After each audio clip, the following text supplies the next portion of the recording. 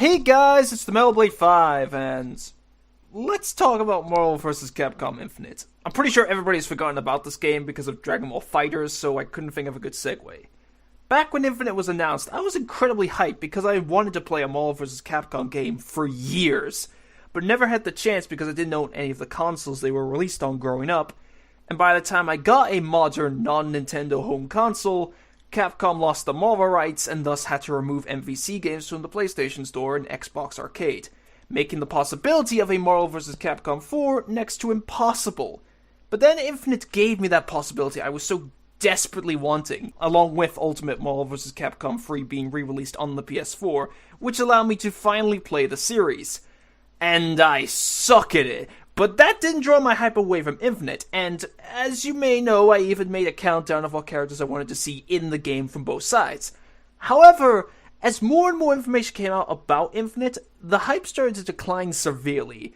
When trailers giving us a glimpse of the story and gameplay were released, many people criticized the graphics. However, I wasn't so concerned, seeing as how Injustice 2's graphics weren't that great either when it was first showed off, but received a drastic improvement a month or two prior to release. Then, as more criticism came here and there, I admittedly entered a state of denial as I just didn't want to believe that this game that I was looking forward to could just end up being bad. I wanted to believe it wasn't true. I had clouded my vision for so long. But then what pushed me over the edge was a supposed leak showing most of the playable characters, which was confirmed for the most part by E3, where every new character revealed was on said leak. Granted, that leak wasn't the full roster, but upon it gaining more credibility alongside the rest of the roster being revealed, I kept thinking how this game's roster could have been so much better. The roster is the primary reason why Infinite has been such a disappointment for me and a lot of other gamers, despite me admittedly finding the gameplay so much fun. Most people say the small size of the roster, for MVC standards, is the reason why it's lackluster, but personally, while I would have ideally liked a larger roster, I think the choice of characters is what really makes it disappointing due to how so many beloved characters didn't return, while unpopular ones did, in which I felt that both Marvel and Capcom could have made a roster of quality over quantity if they listened more to what fans wanted to see. Since this has been bothering me for months, I decided to let off a bit of steam by presenting which characters I think should have made it into Infinite by going over each of the characters in the actual roster and saying which ones I think were right to add in the game and which ones I feel weren't and who I think should have made it over them. For when I reach a character who I feel shouldn't have been included, I will be attempting to make this as objective as possible when it comes to the replacement characters, by looking at who were the most popular characters from previous games and who were the most requested newcomers rather than just who I wanted to see.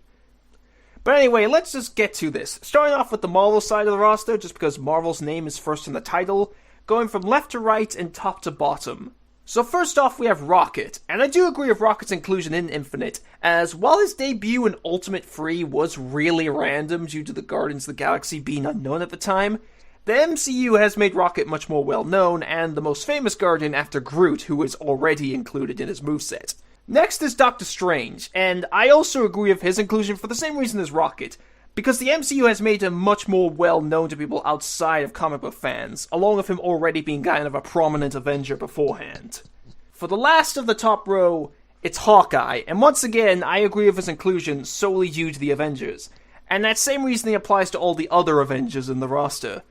Speaking of Avengers, when starting off the second row, we have Ultron, and again, the MCU makes me agree with Ultron's inclusion since it made him far more well-known, even if a lot of fans dislike how he was portrayed in Age of Ultron. Anyway, next is Gamora, and this is our first instance of a character who I think shouldn't have made it in over others. Not that I hate Gamora as a character or anything, I like all the Guardians. It's just that, based on what I hear about each of the Guardians on the internet, when it comes to the MCU that is, I get the impression that Gamora is everybody's least favorite Guardian. Not that she's hated, but rather because she's kind of like the Squidward of the group, and that she's the most serious one and gets annoyed by the other stupidity, whilst the rest of the Guardians have comedic quirks to their personality, like Drax not understanding metaphors and such. Which is the most likely reason why I saw nobody really request her. It even feels like the only reason why Gamora is playable, other than to have another female Marvel character, is due to story reasons, as she's Thanos' adopted daughter, rather than because of what she could bring to the table. So because of that, I think the other Guardians are a bit more deserving of a slot, even if I like the look of how Gamora plays. And even though this was my most wanted Marvel character, a lot of other people requested him, so I am taking others' views into account here. That would be Star-Lord. Star-Lord is the most popular Guardian after Rocket and Groot, and he is the leader of the team. Plus, he has the potential for a unique moveset due to his fighting style, along with being commonly requested, which makes you think that he's more deserving of having a playable role. Moving on, the next character is Ghost Rider, and I feel very conflicted on this. Obviously, as I've said in the past, I'm a fan of Ghost Rider, because I think he's such a cool and badass character from just concept alone, and I am glad that he returned. But I honestly think that there were more deserving characters to come back. Before Capcom got the Marvel rights back, I watched tons of gameplay videos of Ultimate Marvel vs. Capcom 3 on YouTube, due to the fact I wanted to play the game so badly, and to wonder what might have been. Sad, I know. And from watching those videos, I barely saw anybody play as Ghost Rider. I saw him played more than some of the other returning characters in Infinite, but not that much, which made me confident that he wasn't going to return, even though he's actually one of my better characters in Ultimate. Plus, even though Johnny Blaze is in the MCU, he has such an incredibly minor role, with his only appearance being in an episode of Agents of S.H.I.E.L.D. during a flashback scene in which Robbie Reyes explains how he got his Ghost Rider powers. And I'm not trying to say that every character has to be in the MCU in order to get in, it's just that the MCU is kind of like what helps a lot of these characters become so popular amongst the general public. And as such, I think that there were a lot of other characters from previous games that should have been prioritized to return instead, like, I don't know, maybe Wolverine? Yeah, we're going into the Fox territory here, as, like everyone else, I think Marvel's hatred towards the characters that Fox owns the movie rights to is really stupid. You still have the rights to everything else, like comics, cartoons, and games. Seeing as how X-Men, Fantastic Four, and such are really iconic, despite what Capcom says, I don't see how including them in Marvel vs. Capcom will help advertise the Fox movies. Plus, X-Men has played a key part in Marvel vs. Capcom, as the game that eventually led to Marvel vs. Capcom was X-Men vs. Street Fighter. And with Wolverine being the poster boy of the X-Men, I definitely think he should have gotten in. But even if we were to limit ourselves to just the characters that Marvel Studios owns the movie rights to, then I think there were plenty of other deserving characters. In the case of Ghost Rider, I think Punisher as a newcomer would make more sense, seeing as how he's been requested to be in an MVC game for a while, even before Infinite was announced. He also represents the dark and more mature side of the Marvel Universe like Ghost Rider, and because he has a more prominent role in the MCU through the Netflix series, which are oddly not represented at all in this game despite being popular. But still, I think Wolverine being in the roster should take more priority due to how iconic he is. Anyway, skipping past Iron Man, because of course he has to be in this game, we have Thanos. And I agree with Thanos being in this game, not just because it makes sense due to the Infinity Stones being involved, but again, the MCU has given him more notoriety. Especially with Avengers Infinity War not too far off now. Plus, because some people count him as being a new character due to having a 3D model now, even though I don't, it kind of helps alleviate the issue of a lack of newcomers for people who share that perspective. Next up, it's Nova, and while I can understand Nova returning a bit more than Ghost Rider because he was commonly played in Ultimate 3, I still think there were other characters more deserving of coming back due to their greater popularity, seeing as how Nova is the only character in the Marvel roster that doesn't have anything movie-related, and thus lacks the same level of notoriety amongst the general public. Even though the Nova Corps appeared in Guardians of the Galaxy, the Nova, as in Richard Rider or Sam Alexander, didn't. Another case of a character who I felt was more deserving of making a return is Magneto. Again, due to the whole X-Men kicking off Marvel vs. Capcom, as well as Magneto being a popular choice in MVC by competitive players. Magneto is one of Marvel's most beloved and iconic villains due to his backstory and being the archenemy of the X-Men. And as Magneto is one of the most iconic X-Men related characters alongside Wolverine, I think he should have been an obvious choice to return if it wasn't for the whole Marvel-Fox rivalry thing.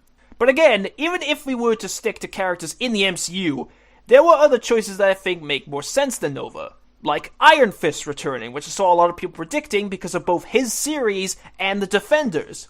or having Daredevil as a newcomer to also represent the Netflix series and Defenders, as he was the one who started it all off, and also being decently requested by fans.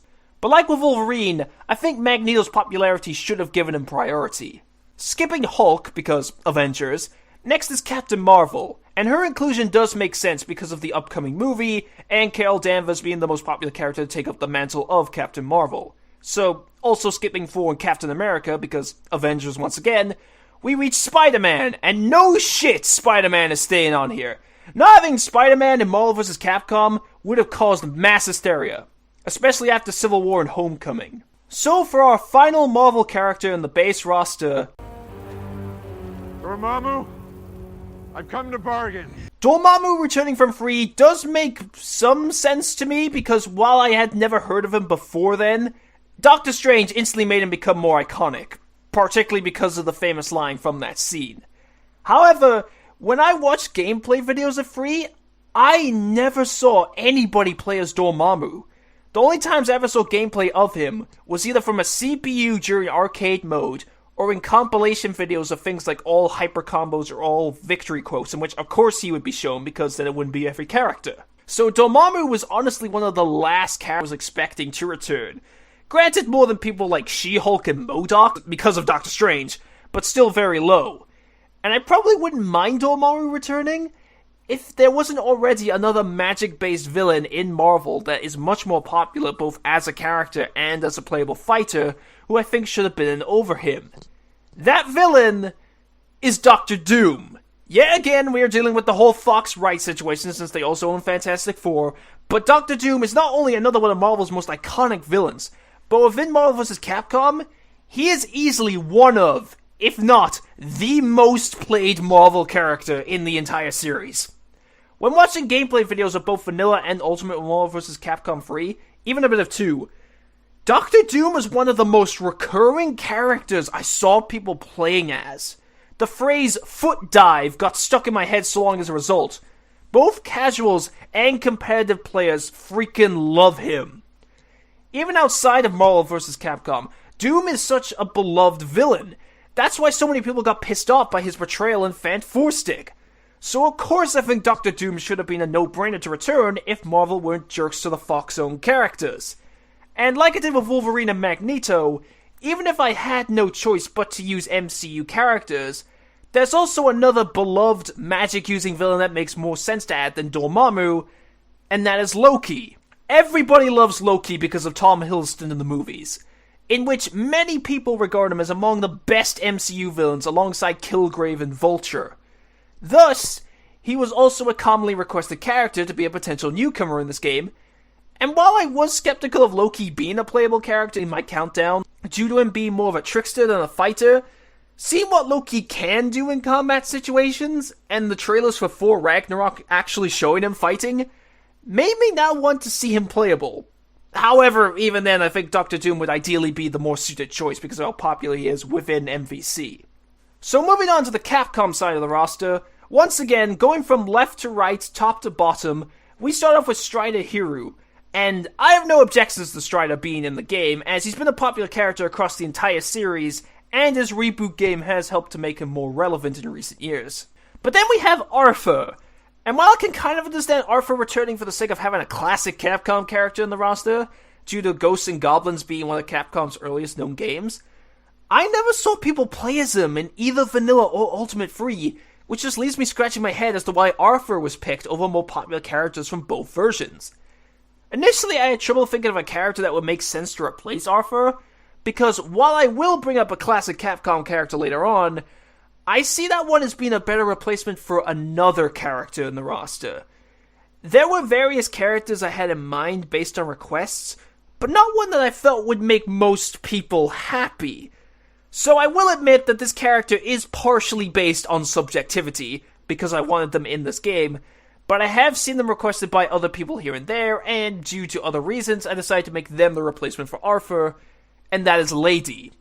I was thinking along the lines of having another demon-slaying character replace Arthur, and initially I thought of Virgil, but while I would like to have seen Virgil in this game as well, He is infamous amongst competitive players for being a cheap character, which makes them despise him, and I opted with Lady instead just for the sake of having a newcomer and a female character because this roster lacks both of them. Devil May Cry is beloved enough amongst Capcom fans to warrant a rep other than just Dante, and Lady is the last of the main Devil Hunters of the series who hasn't appeared in MVC. Plus, her rocket launcher and grappling hook could give her a more interesting moveset, and from a plot-related standpoint, it would also make sense seeing as how they used the Devil May Cry free version of Dante in Marvel vs. Capcom, and free was Lady's debut game. Moving on, we have Frank West, and while Frank wasn't a very popular character in Ultimate Free when it came to his fighting style, I approve of his return in Infinite because Frank is still a popular character amongst Capcom fans. He is the face of Dead Rising from being the protagonist of the first game and making small appearances in 2 and 3, and he did return as the protagonist in 4, which was released while Infinite was in development. And even then, Frank's moveset has been changed in Infinite to make it easier for him to level up. Next is Chris Redfield, and while I'm not as bothered about Chris's return as other people, the fact that a lot of people wanted Leon Kennedy as a newcomer over Chris coming back obviously makes it more logical to have Leon be playable instead, as it makes more fans happy. Leon is one of the most popular Resident Evil characters, and was the protagonist of the 2 most well-received games in the series, which makes the fact that Leon has never made so much as a cameo appearance in Marvel vs. Capcom shocking. Leon was even a character on my countdown for that reason. I wasn't sure how people would feel about Chris potentially being replaced if Leon did become playable at the time, but seeing the negative reactions to Chris returning instead of having Leon makes me confident that Capcom should have gone with the latter. Next, it's X and Zero, and I decided to put both of them together for this part because I agree with their inclusions for the same reasons. This is admittedly somewhat due to the Mega Man fan in me, but seeing as how so many Mega Man fans have been screwed over by Capcom's treatment of the series, the greater representation it has in this game is well deserved. And it makes sense to have both X and Zero be playable due to their dynamic and friendship in the X series. Additionally, X was the most requested character for Marvel vs. Capcom 3 in the lead up to its release. I personally think X is a better fit for MVC than classic Mega Man because of the X series' more serious tone, and Zero was a popular character in 3, so from what I've seen, both of their inclusions makes most fans happy. Moving on, it's Nemesis. And I'm pretty sure everybody watching this video was expecting me to have Nemesis replaced. And they're right. Nemesis was one of the lesser played characters added in Ultimate Free from what I've seen. And when Chris is the only other Resident Evil rep, it makes even less sense for Nemesis to return, as Chris and Nemesis have no dynamic with each other. Nemesis was the villain of Resident Evil 3, which had Jill as the main character, and because of that, Nemesis has often been associated with her. If Jill was the other Resident Evil character, then it would make more sense for Nemesis to come back, but she isn't. But, you know, it's not like there was another Resident Evil villain in the previous MVC game that is infinitely more popular than Nemesis, and thus would make more sense to return. Oh wait, there is! And his name is Wesker. When Infinite was announced, I and many other people were confident that Wesker was going to return. This is because Wesker was essentially the Doctor Doom of the Capcom side in Vanilla and Ultimate Free, in that he was easily one of the most played characters. When I watched tons of MVC free gameplay, almost every match had someone playing as Wesker. He was that popular. Also, similarly to Doctor Doom, is that Wesker is popular as a villain, with him being widely praised as one of Capcom's best. Even I like Wesker as a villain, and I've never played Resident Evil. When I was unsure about the possibility of Leon being playable in my countdown, that was because I was sure Wesker was going to return, and Leon and Wesker have no dynamic since they've never met, which made me think that Chris returning was more likely because they do have a dynamic, with Wesker being the villain of all of Chris's games. So when Chris did return, I was sure it was going to be because of Wesker, but then the leak didn't have him, and that part was right, which just baffles me. So borderline, Wesker should have returned over Nemesis, and seeing as how Chris and Nemesis don't have a dynamic, the fact that Leon and Wesker don't either isn't so much of an issue for me now. Anyway, the next character is Dante, who makes sense because he's incredibly popular as both a playable character and as a video game character in general, with Devil May Cry still remaining a popular Capcom series. Just, thank God they didn't use Dante. And then we have Ryu, who is a no-shit choice because having a Capcom versus game without Ryu in it would just be the greatest mistake anybody could ever make. Ryu and Mega Man are basically the face of Capcom. Continuing on with the third character in a row on the left side of the roster, who I'd replace, it's Spencer. And Spencer's inclusion just leaves me scratching my head the most out of all of them. Not only did I hardly see anybody use Spencer in 3, but he's also a widely panned character, who doesn't even make sense to include from a timing standpoint. The Bionic Commando reboot was a financial flop, and many fans hated that game. When Marvel vs. Capcom 3 was announced, Spencer's game was just under a year old, so it was still relevant at the time. But now the reboot is almost a decade old, making Spencer's return all the more questionable. As far as I'm aware, the only reason why Spencer came back was because Combo Fiend, a competitive player who mains Spencer in 3, is working on Infinite and requested for Spencer to return. No offense to Combo Fiend if by the off chance he's actually watching this video, but I think bringing back a character solely because you liked playing as them is kind of selfish, and you're placing your needs over that of everyone else. Even if they had to include Spencer, couldn't they have used the original Spencer instead, because that one's more popular? Anyway, the character who I believe should have been included over Spencer is the classic Capcom character I mentioned earlier, Captain Commando. Captain Commando was playable in Marvel vs. Capcom 1 and 2, but not in either version of 3. However, a lot of fans requested for his return after Infinite was announced. And while I honestly don't care for Captain Commando, the sheer number of people I've seen wanting him back is too much for me to ignore. If they were willing to have Thanos return from 2, then I don't see why they couldn't have done the same for Capcom characters, especially since Captain Commando was far more played in 2 than Thanos, because Thanos was an unpopular character in that game. Plus, this would be adding a new character for those who see previously 2D characters getting 3D models as such. Again, I don't, but there are people who do. Getting back to characters who I approve the inclusion of, we have Chun-Li, because of course she would be in the game. She's Capcom's most iconic female character, so it would be a crime for her to be omitted. Similarly, Morgan is next, as not only is she another iconic Capcom character, both in terms of female characters and in general, but she's also the face of Darkstalkers, for obvious reasons, being more famous than the series itself, and has been playable in every Marvel vs. Capcom game. Continuing on with Darkstalkers, we also have Jeddah as a newcomer, and I approve of his addition, not just because he was one of the few characters on the leak that actually interested me, but also due to me thinking that Jeddah is a pretty cool villain, both from his design and interesting moveset. Plus, I have seen a decent number of people request for Jeddah to be in a Marvel vs. Capcom game, so some fans have actually been satisfied.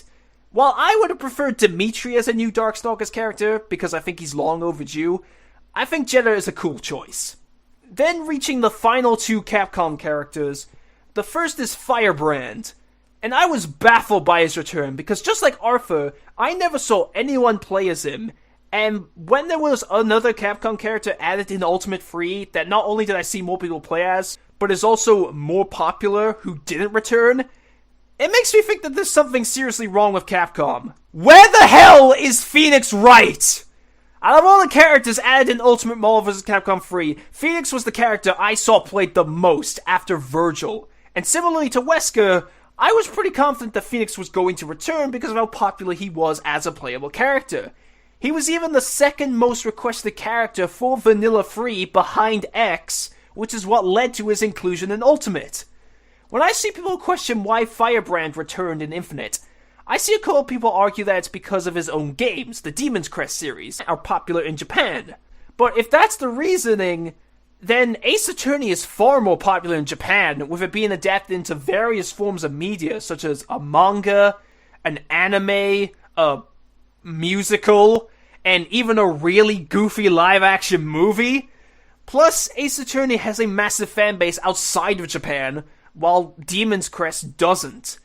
The only reasons I can think of as to why Phoenix didn't return was that the new combat tag system and Infinity Stones might not have meshed well with Phoenix's fighting style, or because of being unable to fit him into the plot. But I can think of arguments against both of those.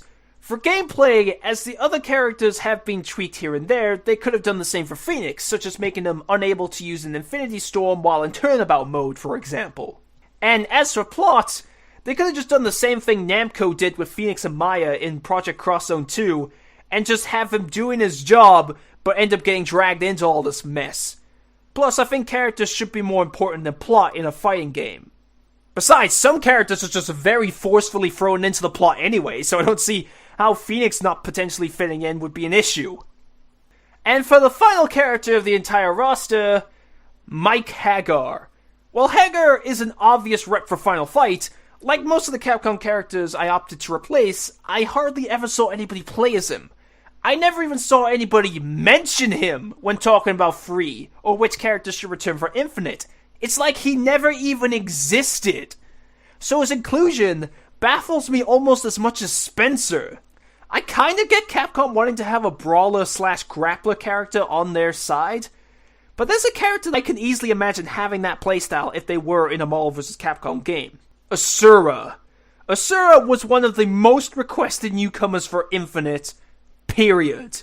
Almost every wishlist for characters in Infinite had Asura on them, and it was even me hearing other people request him that made me think it would be awesome to have him be playable as well, due to all the crazy shit he does in Asura's Wrath, like fighting a being million times larger than Earth, when pitted against characters like Hulk and Thor. But sadly, he wasn't included, and when looking at what characters were included in the game, it's incredibly depressing if I'm being honest. And that's a good note to end this video off on. While my roster for this game is also far from perfect, as there are still a lack of newcomers, especially on the Marvel side, due to mostly being made up of characters that are too iconic to omit. It has the exact same number of female characters, with Captain Marvel being the only Marvel lady since I took Gamora off. And there are still some popular characters not present, like Akuma, just because I couldn't think of a place to fit them. But I think it shows how Marvel and Capcom could have made up for having a smaller roster by including a better selection of characters. The only change I would make to the roster in terms of size would just be having the DLC characters as part of the base roster, because half of them are already in the story mode, so it just makes no sense to me why they're not already playable. But there's no use speaking in hypotheticals. Although, now everything's said and done, I wonder what was the point of me even saying what characters I think should have been in this game. They're all just functions anyway!